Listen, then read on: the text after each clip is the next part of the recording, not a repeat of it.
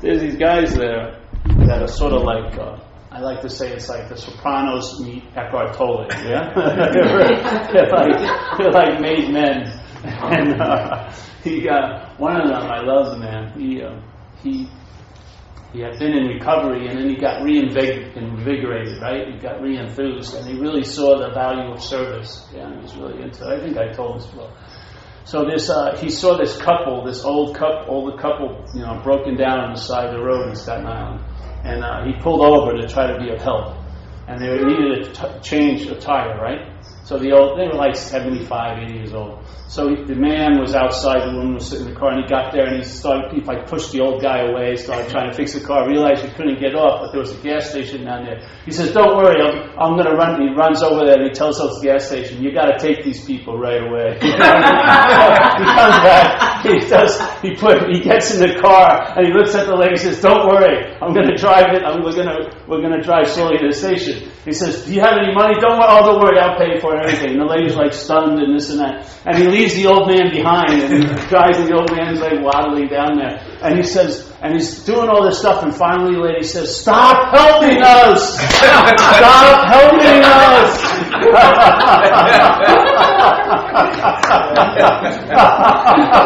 Stop!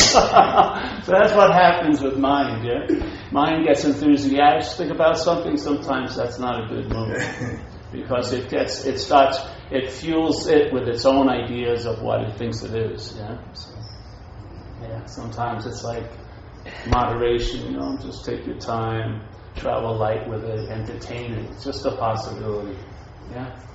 If you need a lifestyle, like if you have some real problem, like for us, alcoholism or addiction, then for the action figure to do halfway decent here, you probably need to lead a lifestyle. The lifestyle that you were leading doesn't work. Yeah, it's a failed system completely.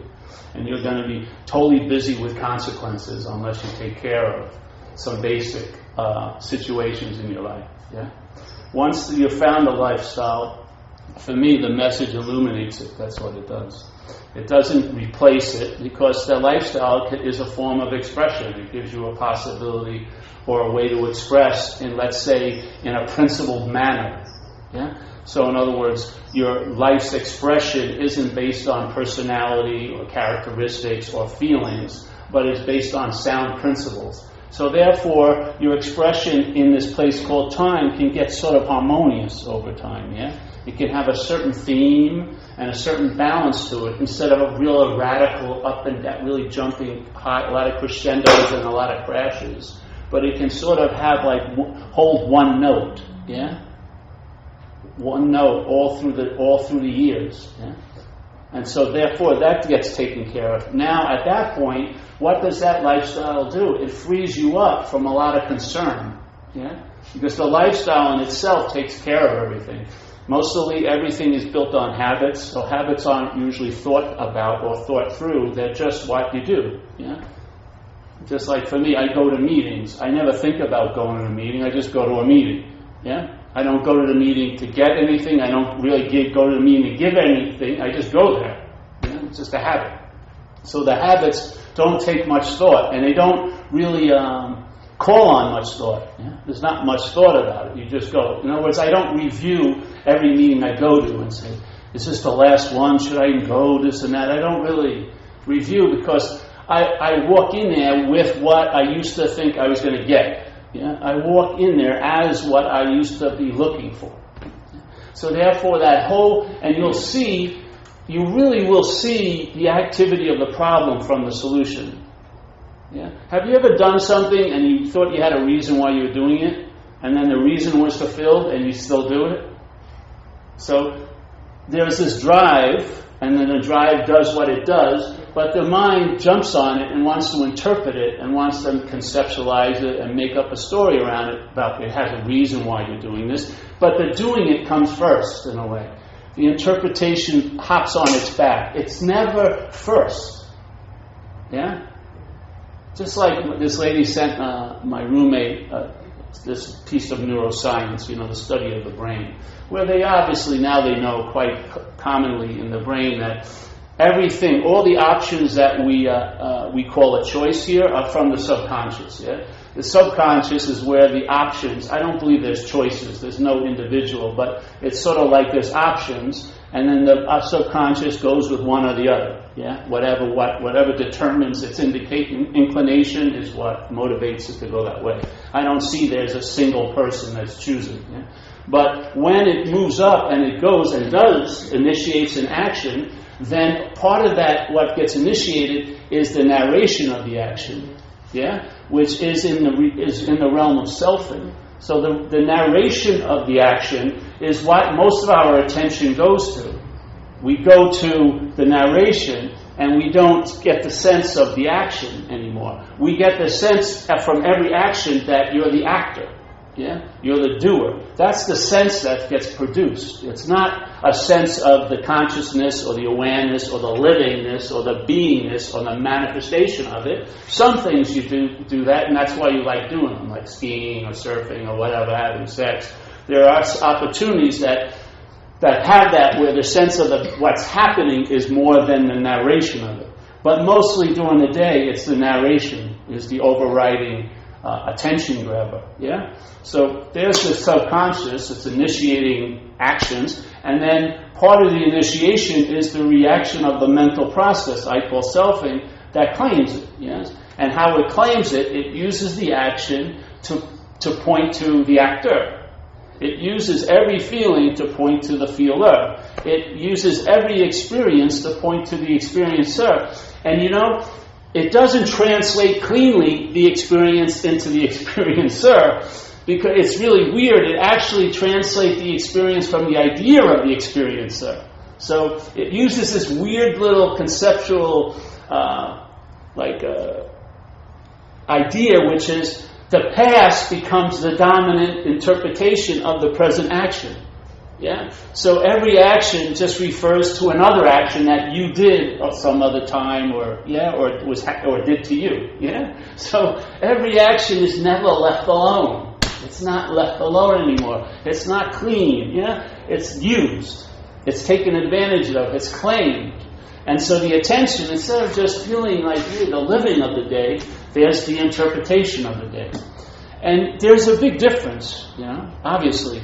When you live on the interpretation, you're empty. And not in that lovely way that they talk about in Buddhism, but empty compared to full. And so the mind its gas tank is stuck on its own idea of how empty it is, but it plays around with this gauge, and it's thinking all day, well, am I getting any full? Am I accruing any value? Or like this, yeah? And it never seems to get full, does it? Even a full, in a way, when it's talked about up there, it's empty, I wanted more. Where is it? Your tank can't have any more. No, I want more. I got to get a bigger tank, So this gauge but it's weird. It doesn't really run by how much activity has filled it. It's the mind overrides it. So you may have a full tank, but the gauges are empty all the time. Yeah? And so it lives in this past idea, and every present activity causes that reaction. It's just immediately referred, and the past overrides the present. Yeah? This is something incredible in a way, how a mental realm could be the dominant interloper here. Yeah? It's taken life and sort of neutered it immediately by its claiming, and then dissects it, and then moves all the parts, separates all the parts, and then puts them together in a weird like beast. It's like taking something and making Frankenstein into it, you know what I mean? It's just, and of course, like in the movie, the Frankenstein monster always kills its creator. It's really freaking pissed off at its creator. Yeah, it wants to kill the doc. Whoever did this to me. So here's this point to our own monster, our own interpretation, and of course it's not you. That's the great news. But the mind's own interpretation is what's driving it crazy. Yeah. But the crip is this interpretation has a sealed second lock, which is you feel like it's you. Yeah? So even when you're disgusted or burnt out by the interpretation, but there's still the interpreter is in place. What happens is you're just going to get another interpretation. Yeah? Which is sooner or later probably going to lead to the same sense that the last interpretation led to. Because it's not the variation or the one interpretation you have, it's the feeling of being the interpreter. That's the bonding point. Yeah? That's the glue right there. It's not shifting interpretations. It's seeing that all interpretations in this realm of self-centeredness imply the interpreter, or, they imply the noun, the phantom, the doer, the haver, the alpha and the omega, the one that was prior to anything that has ever happened. And it actually believes that it's going to be here when everything stops happening. It's in for a rude awakening, because it's just a voice box of the body. It's not going to go, oh, bye-bye, I hated that body anyway. It's bye-bye. I mean, it's going to be interrupted, and it's going to be the last one to know. Yeah?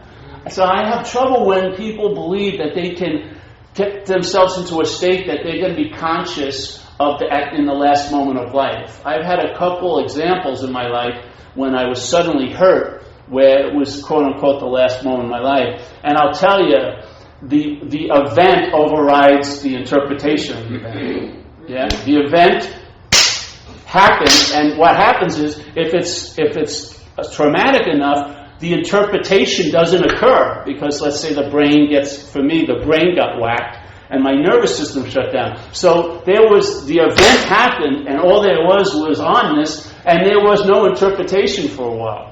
So if you're identified as the interpreter, you're never going to be here at the last moment. I just don't feel that way. I just do not get it. Yeah? You're going to be, you're going to shut down probably for the last moment, in a sense. The you that you're not. That the interpretation, that's a process, and that process may not process. Just like the liver and the kidneys shut down, that can shut down. And it's going to shut down probably before the moment of exit. So, I don't know. That's just my feeling about that. So, the idea of that, okay, because you've done it, a number of us have done it, we've tried to change the interpretation, yes? We've heard a lot of incredible, subtle, beautiful concepts, a lot of novel ideas, a lot of well-worn revelations, but the application is usually formatted by the system that you want relief from. Yeah, the application is, okay, what do I do? Yeah, immediately. You hear something, and immediately sort of like you're supposed to respond to action. Okay, the first one who gets up ain't you. What should I do? Yeah, you know what I mean? The message already hit home, but what shows up next gets all the attention. All right, what should I do about that? Nothing. Yeah, let it get in. Let it do its little thing. Yeah, maybe you're doing way too much. Maybe those clothes don't need to be washed anymore. Maybe they're as white as they're ever going to be. Yeah, just like turn off the washer, turn off. Yeah, just who knows.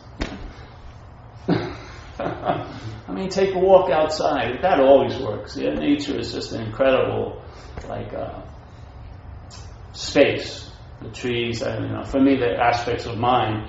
But it's just a lovely space that mind's holding, And if you can escape into there, get some help, get your allies, go to where you love, and put the rock down.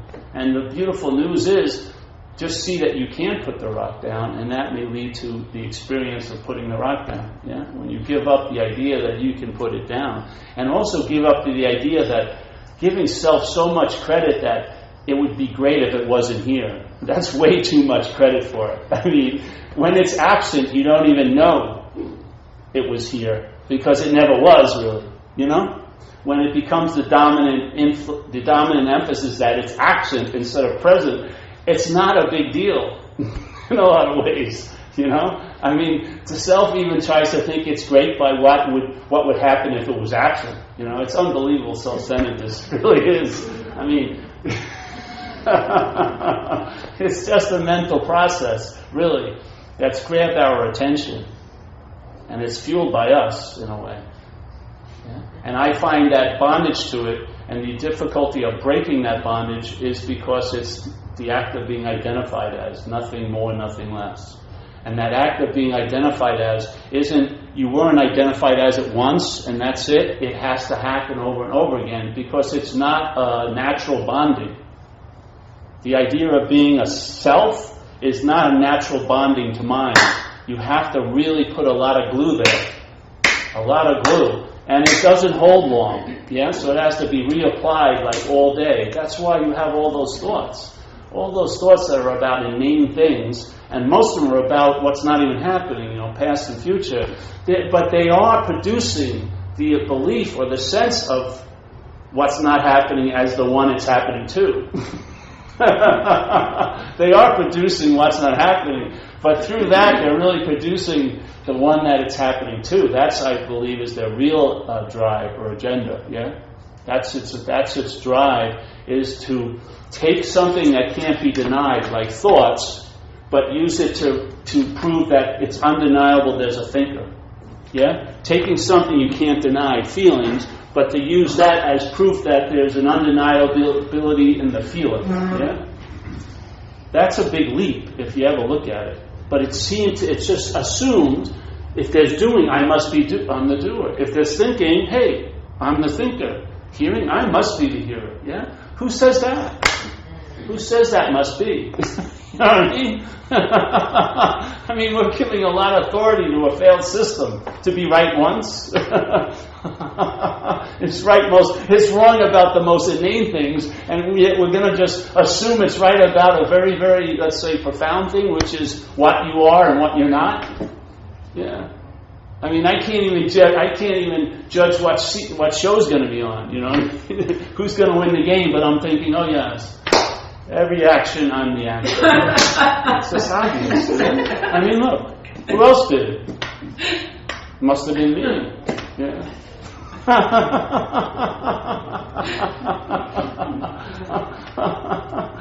There's an aspect of mind that doesn't see it that way. It's not self-centered. So when doing is occurring, there's doing. Yeah. It's not a huge deal. Feeling, there's feelings. Yeah. Thinking, there's thinking. Hearing, there's hearing. Why does hearing imply, or ironclad implication, that there's a hearer? I mean, where's the proof in that? Yeah. It's amazing because even when we were babies, they proved it that the baby till about 18 months has no idea that they're someone. Yeah? Yet they're functioning here. Consciousness is in place. Yes? They're feeling, seeing, hearing. I don't know how much thinking they're doing, but there's that occurring. But there's no feeling of being the doer of it all. And there's something that's so attractive when you look at a baby. Yeah, I would say that's probably it. That's what's attractive. Watching life without the liver. Yeah. I don't mean the physical liver, but the liver. Yeah. You wouldn't be watching life without the liver, so let's throw the liver in there, but what would you say, the liverer? There's something that's really beautiful about when you see it in their eyes. I remember when at my house, my landlady, she takes care of her kids, yeah? So, and every day, a couple of days a week at our house. So the second one was a boy, and my room enters into the living room, so when I would come out in the morning, the kid would be he couldn't walk yet or crawl, he would just sit and squat, and he'd be looking at me. And I was walking towards the bathroom, and he just looked at me the whole way, like this, until he fell down. And it was like the best hello I ever get. It's just like totally on, Like totally on. It's such a beautiful event. Yeah, I would say that's what it kicks up in us. It's For me, It's more than just. It's not a memory, but the feeling I had was everything was brighter until a certain point. Brighter, literally brighter. Like everything was lighter and everything until a certain point when introspection kicked in. when the seeking or the attention started going this way. Yeah? Instead of just attending to everything out, it's sort of like a lighthouse that's lighting up everything, and suddenly the lighthouse turns the light upon itself. And now its orbit is not lighting anything else up. It's not good for navigation anymore, but it's just consumed with itself. It's just looking at look at me. I'm lighting everything up. No, you're not. I'm really living. No, you're not. Look at what I just did. No, you're not. You know? It's sort of like a reverse lighthouse. It's insane. Yeah? And then everything went to hell, literally. And then I swear to God, when I was a kid, the pictures of the family, we'd all be sitting there. You know, they had the photographer come in, and I was the youngest of there, and I looked like a cherub in my family. Everyone was bright and everything. A few years later, there's pictures of me and my family, and I'm like apart from looking at my mother suspiciously, like, what's happening here? I swear to God, I got so weird so fast. I was like, what? I mean, my coach from Little League actually went to my mother's house and said, you know, I'm watching the game, and I look there, down the side, and there's Paul staring at me in a very strange way. I was like, what? You know, I was just like totally flipped out. What happened? You know, and a discomfort and that dis-ease arose, and it became my partner for years, and I couldn't get freaking relief from it until drinking and using, and I got a little bit of relief. You know? So I almost can recognize the day it happened, and then everything got darker. I mean, literally darker. I don't mean events, but the whole lighting of the drama got darker. Like the wattage went down. Yeah? And once there's less light, then there's less seeing. You don't see what's going on. Yeah? Really, you don't see what's going on. And then as the light gets darker and darker and darker, what are you going to rely on? That voice that's yapping all day. And then if it's dark, like if this room went dark and we're not familiar with this area, we wouldn't know how to navigate through this room. Yeah? We'd run into people and chairs and hurt ourselves. So what do?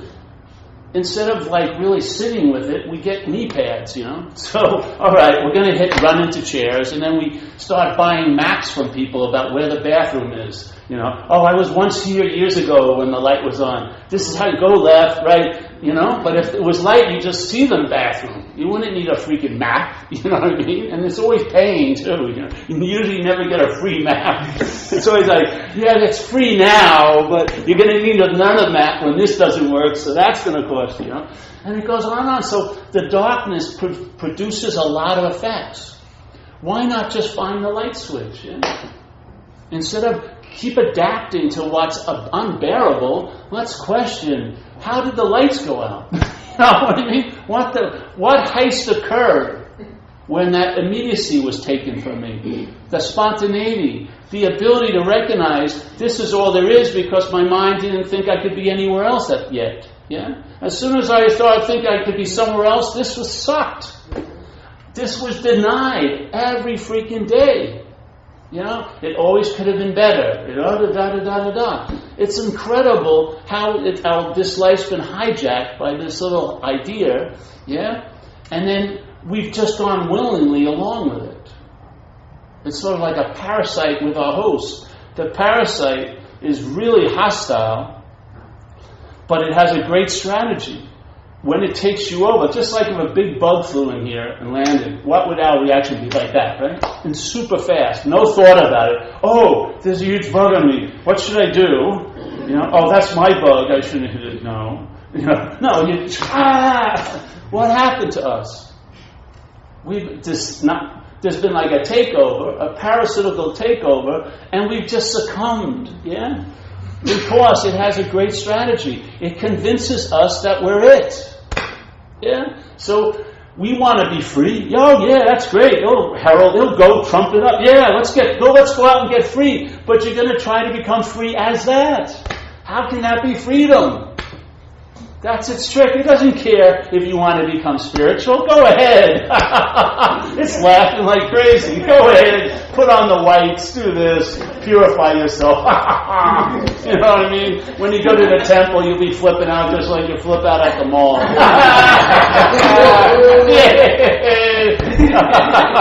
Come on, do this. Yeah, take ayahuasca. You'll be back in a day. Come on, go ahead. Yeah, all that stuff will happen. Nothing. It can take advantage of everything. That's what it does. That's its nature. Yeah.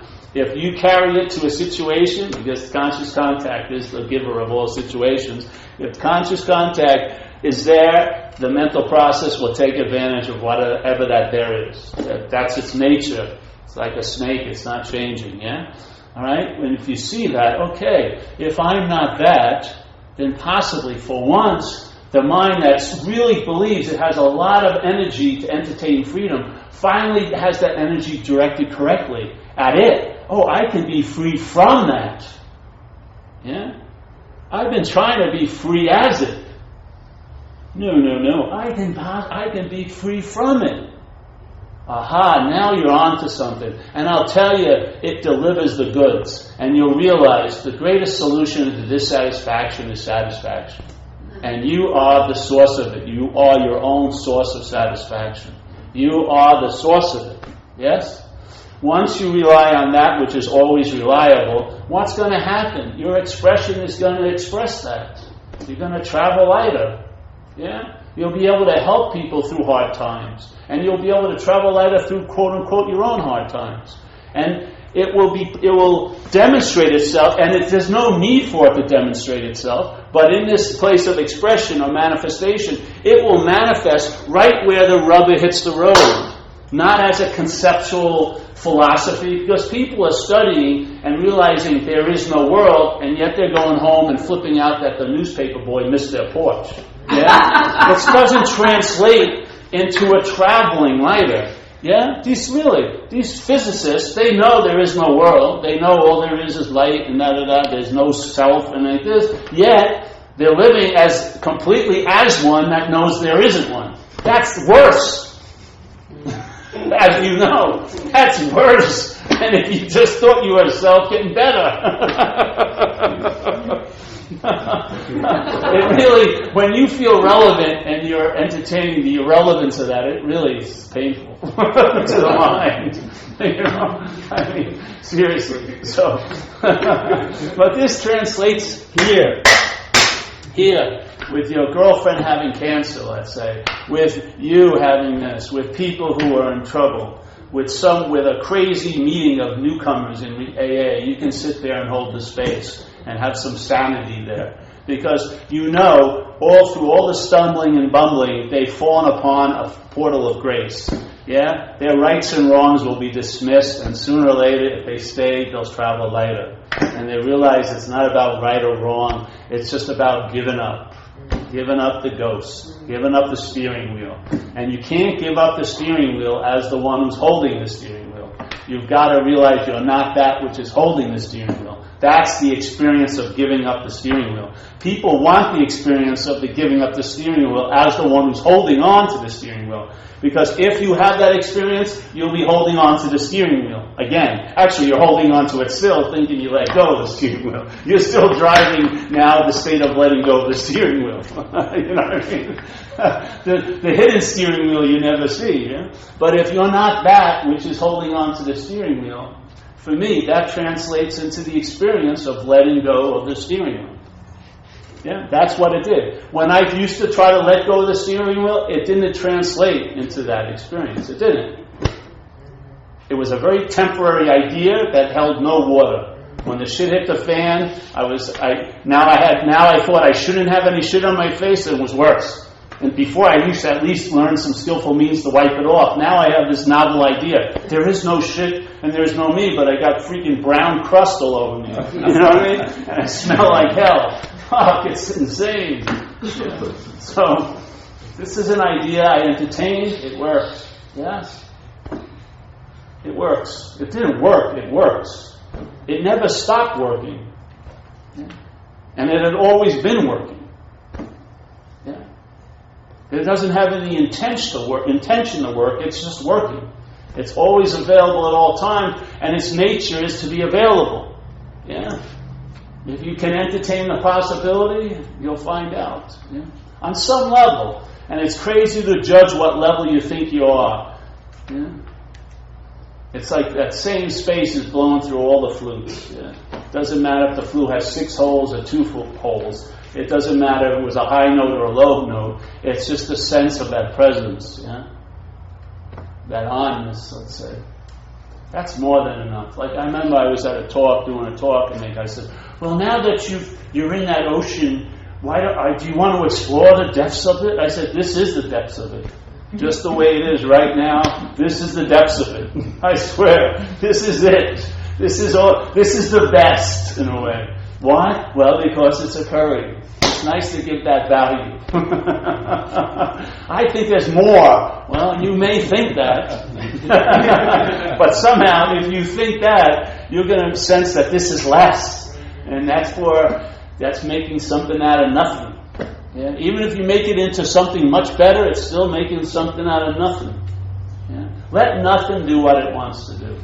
You may become an incredible something as an appearance, as a manifestation, but it's still rooted in nothing. Yeah?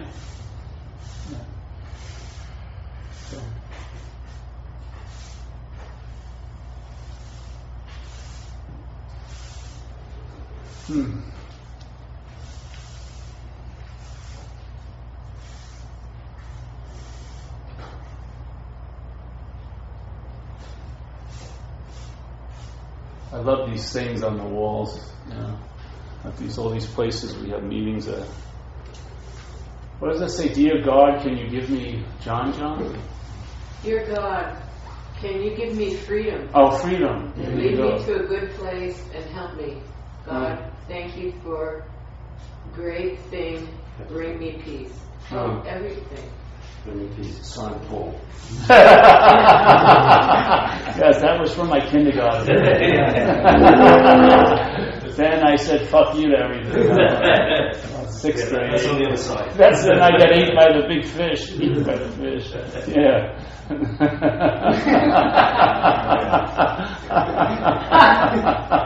Yeah, there I am today. Very good. There I am today. I like it. Wow. Yeah. So, any questions today? Right there. Sure, I'll have a question. Yeah, go ahead. Yeah. Okay, so it's a lot of work to maintain a self. There have to be Yes. all those thoughts, and the thoughts then, the best ones as far as keeping the self are emotional, like fear, anger, blah, blah, blah. So it'd be easier to let that go. But there's something, when that happens, and the interpreter quiets down, and there is, what remains is pretty wonderful. Why is it that I keep going back to letting those thoughts come in? I mean, Well, yes, let's just say the thoughts come in, but the interpretation is you're letting them come in. Yeah, the thoughts just come in. Okay, so You're not letting them. You're not doing anything with it. That's the point. If you can look at, am I that one that's letting these thoughts in? Yeah, and then just go back instead of going this way. Don't go linear. Go back. Go this way. Yeah. Ask. All right, because it sounds like it could be just language, but there's still a feeling of you let them in, like that you have some power not to let them in. That's selfing to me. Just see what's happening. And what I found, it's not that there's going to be a revelation and there's going to be the one who I've seen it clearly. There's just a seeing of it. Whatever it occurs, whenever there's a sense of someone pops up, it's always preceded by seeing. That popping up will never get behind the seeing. I feel the seeing is what we are. You can't go back any farther. Yeah? So, okay, if you go... it seems like I keep letting the thoughts in. There must have been a seeing of that. Yeah? There must have been a seeing that the thoughts were coming in for that interpretation to ride on its back. Yeah? Then, all right, let's say you get even... Hey, I'm not the one that's letting those thoughts in. How can that come up? There's a seeing of that. Yeah? All right, I'm not the one who's seeing that I'm not the one who let the thoughts in. Yeah? No matter how far you take it back, you're always going to be stumped by the seeing. The seeing is prior. Yeah? Seeing is context. Why not just go there right away instead of having to go through 12 examples? Because you will have them sooner or later. Because it happened with me, where I saw, okay, when I first heard this message, I was at a meeting similar to this, probably much better,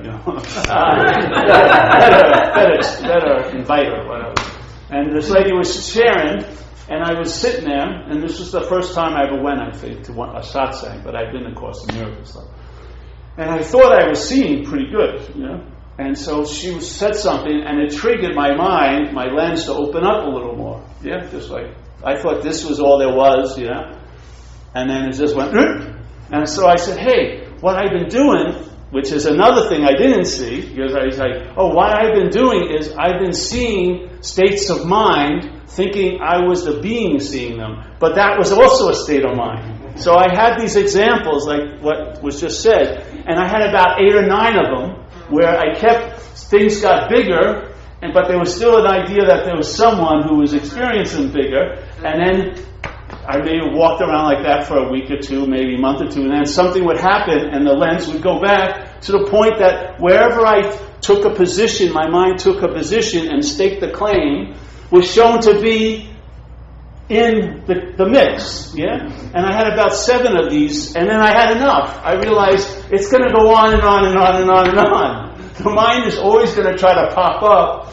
and claim to be the one, yet it's always going to be trumped by the seeing. It's like a gunslinger who can never lose. You're like, you can't. I don't really. You can't beat it. It's always going to outdraw you. The seeing. So for me, I don't know how many examples, maybe 8 or 10 or 12 happened, and then I got the principle of it. The principle was the context will never be trumped by what's appearing in it. And why would there's a sense of, there's a drive to identify as part of the content, why not recognize the seeing as being what I am? Maybe we're more context than we know. So every time I popped up, the seeing, so after a while would say, hey, I just got these incredible hey, man, hey, every time I popped up, hey, it was like whack-a-mole, man, it's just whack-a-mole, and then, all right, I had enough whacking, seemingly in my mind, and then it got the principle. There's never a me that's going to see or have all this. Even the most subtle is never going to, it's always going to be trumped by context. In other words, the content can never get out of its definition. It's content, it's manifestation, it's expression. It's not context.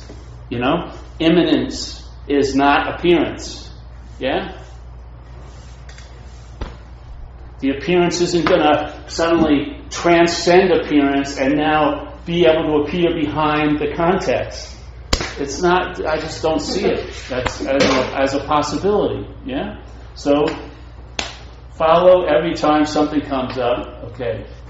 So it still seems like I'm doing something. All right. Who's the I that's doing that? Maybe you'll find you're going to run into, you can't get behind the context. It's just impossible. So it's a nice surrender.